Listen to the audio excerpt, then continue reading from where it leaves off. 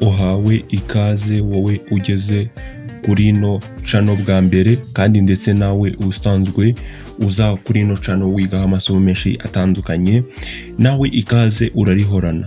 Uyu munsi ngiye kwigisha uburyo wafata ifoto ya KADE.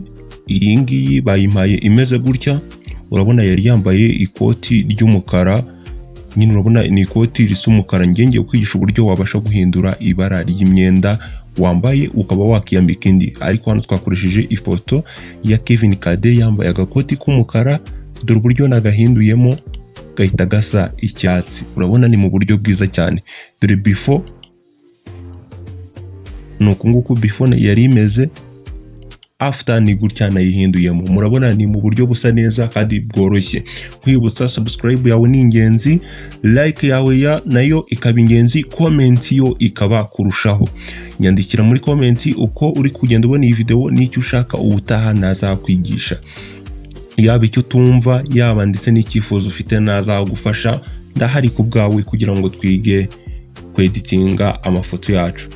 Reka dutangire kwereka uburyo nabikozemo nawe ujye ubasha kubyikorera. Kanze dutangire dusibe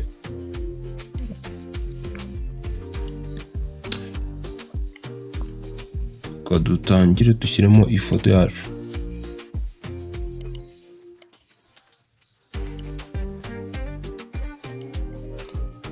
Urahita uterura ifoto yawe uyizane gutya, nurangiza uyitereke mo hano gutya. Urabona ifoto ni gutya ihita ifunguka muri Photoshop ukiyishyiramo. Ikintu uri wita ukora, uratuza uterure iyi layer iyi ngiyi yacu uyizane kuri kano kantu kameze kagasaraba ko hasi nko guteranya. Hano uyirekura, urabona ko ihisiba copy, nyine ise yikopiye. Hano reba rero ikintu giye gukora, tugiye guselectinga iyi myambaro yambaye dushaka kweditinga. Uratuza hano kuri no tool iyi ngiyi ya select uyikandeho gutya, making sure ko ari iyi ukanze iyi. Nurangiza sasa rero uze utangire uselecting gutya utangire uselecting gutya. Nkwibutsa subscribe yawe ni ingenzi, like nayo ntubure kuyikora. Nurangiza rero utangire uselecting gutya, uhituza hano kuri minus kuko dukeneye ikoti gusa, ntabwo dukeneye bino bindi. Hano urabona hano harimo umwanya w'umweru, naho dushyiramo kano kantu ko guselecting. Hano twongereho gake,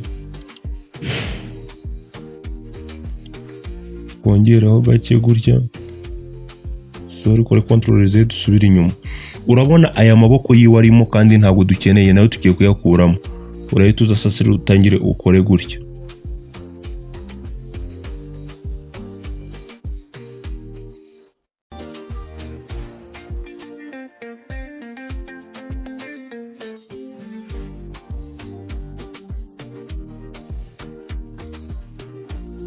Sasa rero iyo urangije guselectinga gutya igice ugiye guhindurira ibara, impamvu mubona aya maboko tutegeze tuyaselectinga no kubera ko yaza guhinduka kandi tudakeneye ko yo agira ikibazo na kimwe, mbega uruhu rwo ntago uruselectinga.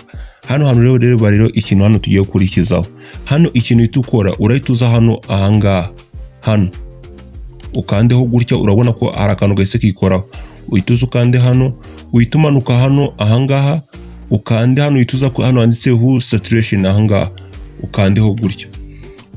Nurangiza hano uhituza ushyiremo gabanye gutya. Urabona ko nyine sorry gato, mbere yuko utangira gukoresha hano utangira kugabanya hano, urahituza ufungura aka kantu. Hano harimo akantu kirimo akantu k'akarongo kano, ugakandeho gutya. Urabona ko gahise gafunguka kavuyeho hano. Nurangiza sasa tutangira ugira, urabona ko imyenda yiwe irimo irahinduka niwitegereza neza. Hano ikintu witukora, urahita uza gutya, hano nushaka gushyiramo -10, hano wongere saturation hano yongere. Urabona ko ikoti ryiwe ririmo rirasa icyatsi ku buryo busa neza cyane kandi ku buryo bwiza cyane. Urabona ifoto yiwe twahinduye neza. Mbere yari imeze gutya before, dore before yari umukara, after agakoti kiwe nagahinduye icyatsi kibisi. Nimba iyi video ubonye uburyo bikozwemo ukaba wifashe, byandike muri comment kandi unambwire n'uburyo ubonye iyi video, nimba hari n'ikintu igufashije ubinyandikire. Subscribe yawe ntubure kuba wayikoze kugira ngo ujye ubasha kubona andi masomo menshi n'inzogera uyikandeho. Urakoze cyane, ciao ciao.